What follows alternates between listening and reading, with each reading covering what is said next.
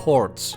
They make up almost everything in music, and thankfully on the piano the fingering rules for chords are extremely easy. Be they your standard chords where all the notes are played at the same time, or broken chords where you alternate between the different notes, or arpeggios where each note of the chord is played individually.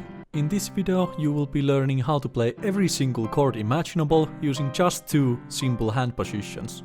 Here, before we start, I would recommend everybody to learn the different interval names on the piano, but these are not mandatory for you to be able to follow along. Alright, so let's get it. Hand position just means the interval between your thumb and your pinky. So if that interval is a fifth, then the hand position is fifth hand position. And if the interval between your pinky and thumb is an octave, then that's an octave hand position. Here we will be starting with the fifth hand position. Our pinky and thumb play the fifth, and that leaves 6 notes for the remaining 3 fingers, and if your math is good, then you will probably realize that each finger gets assigned 2 notes. So each of the 3 remaining fingers is responsible for playing 2 of the notes inside the fifth hand position. We use the middle finger, aka the third, for major and minor chords, and then we use the second and the fourth finger for sus chords. And of course, if 2 of the notes that are assigned for one of the fingers are to be played, you have to help with the other fingers. And of course the same rules apply on the black keys, 2 notes per finger. I recommend going over all of the 12 different hand positions here and playing the 2 notes for each finger. And of course everything applies for both hands. But as you can see, your left and right hands are the mirror image of each other, so when you're playing notes for the second finger on your right hand, you're playing those with your fourth finger on the left hand. Let's get to the main event. We have the octave hand position. And inside the octave we have every single one of the notes. All 12 notes are inside the octave, so every single chord imaginable can be played with this hand position. And I think the best place to start is with this sus chord right here. The second finger here is playing the fourth interval inside the octave, and everything to the left of that is to be played with the second finger. So all of the first 5 notes, starting from the bottom, are the job of our second finger. The next 3 are played with the third finger, and the last 3 with the fourth. So what can you do if your second finger is not able to reach all the way to the D here, the second note? You thankfully have an option with your thumb. Your thumb is actually pointing to the left instead of forward like the other fingers, and you are able to play 2 notes at a time, or even 3 if you have a really thick thumb, but I've seen that only once in rhythm music inside 14,000 songs. So instead of playing the chord like this, you can use your thumb and play it much more relaxed like this. This also allows you to play 6-note chords. Using the thumb to play 2 notes, you can do 6-note chords, though rare, they still can be found in rhythm music too. And the same thing works on the black keys too.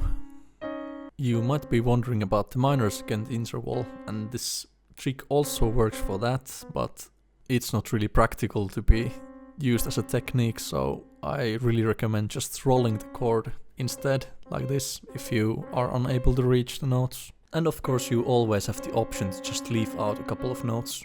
And here as well we have a mirror image between our hands. The first 5 notes from the thumb are to be played by the 2, and the next 3 are played with the third finger, and the final 3 are played with the fourth fingers. And here as well, if one of your fingers has already gotten a note, then you will just have to help with the other fingers if more notes land on that specific finger's area of responsibility. Here, for example, if we're already playing the third with our second finger, we have no choice but to help with the third finger to play the fourth. And yes, I do realize it gets confusing when each of the fingers is called from 1 to 5, and we also have intervals for like 4th and 5th, but it will get less confusing really quickly. And for those who find this helpful, I made these colored guide photos for each of the 12 octave positions for both hands. These can be downloaded from the video description. Next, I would like you to go to your piano, because the only way you will ever know just how many notes you will be able to reach with your own personal hand is to actually try it out. So I would take each of the 3 remaining fingers for a walk inside the octave.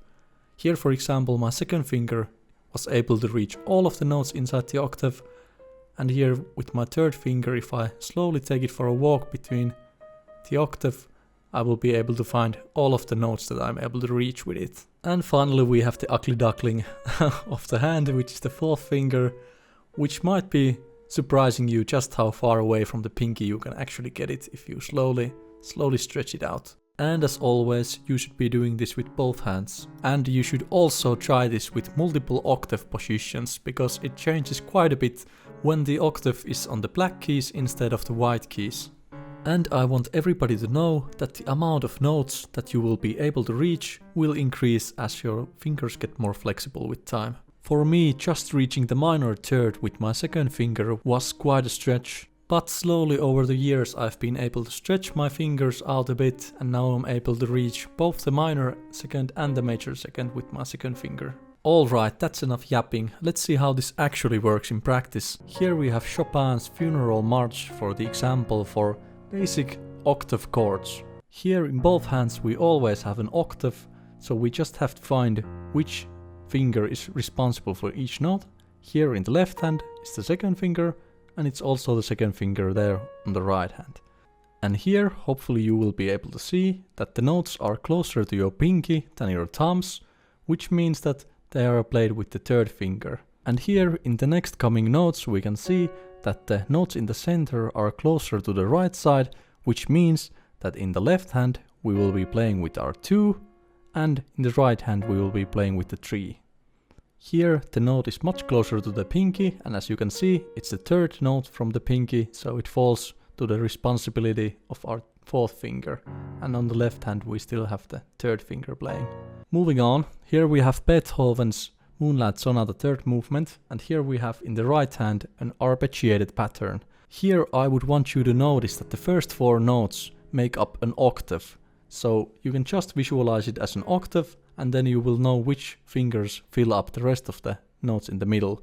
And the next 4 notes also make up an octave chord, so you will know exactly which finger is responsible for what notes.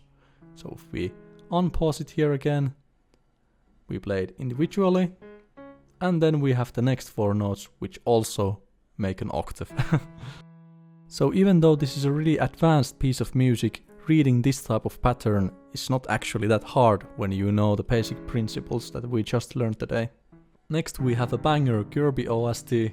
As you can hopefully see, we have another octave chord on the left hand with these 4 notes, so we already know which finger is supposed to play what, and here we move to the next octave chord and repeat the same thing.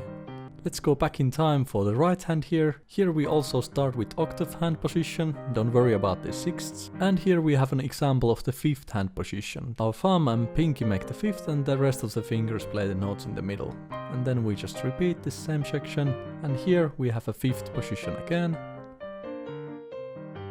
Just one more example for this video, and this is the most important one. If you were wondering why I called the octave hand position the main event, it's because almost always we are trying to read with the octave hand position in mind. Here we still have a couple examples of the fifth hand position with these double notes in the Shostakovich waltz. Skipping ahead just a bit, here we have a fifth hand position. However, here we will learn that even when we see a fifth hand position, we actually want to play these 3 notes while imagining that the octave is still below there. And that is simply because we are trying to play the piano as efficiently as possible. When we play it this way, our hand actually needs to travel a shorter distance to reach the notes, because our pinky doesn't need to jump all the way from the lowest note to the chord above. And to demonstrate this really simply, we can imagine if we're playing these 2 chords, instead of jumping around like this, it's much more easy and efficient to play it like this. So if we wanted to move our whole hand and play the top note with our pinky here, we would be traveling for a full octave from the D to D. If we play it instead with our 1, 2, 3, our pinky actually lands on the G even if we don't play it. So instead of traveling for a full octave, we're traveling just for a fifth. Alright then, that might have seemed like a lot of information to take in at once.